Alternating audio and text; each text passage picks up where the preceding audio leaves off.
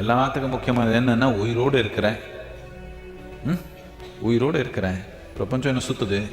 என்னென்ன பிரச்சனை நமக்கு? கை காலெல்லாம் இருக்குது, ஒன்றும் போல. ஒரு தடவை சிரிச்சிடலாமா? 1 மணி நேரத்துக்கு ஒரு தடவை சிரிச்சிடலாமா? சும்மாவே சிரிச்சா அவர் என்னமோ நினச்சிக்குவாங்க, சுத்தா இருக்காங்க. அதனால இப்படி பண்ணி சிரிச்சிடலாமா? சிரிச்சிடலாமா? நமக்கு உயிர் மதிப்பு தெரியாமல் போயிடுச்சு. உயிரோடு இருக்கிறது எனக்கு என்னன்னு அதோடைய மதிப்பு தெரியாமல் போயிடுச்சு. ஏதோ மூளையில் ஓடுது, தேவையில்லாது. உயிரோட்டமாக இருக்கிறது அதோடைய உயிர் அந்த மதிப்பு தெரியாமல் நமக்கு போச்சு.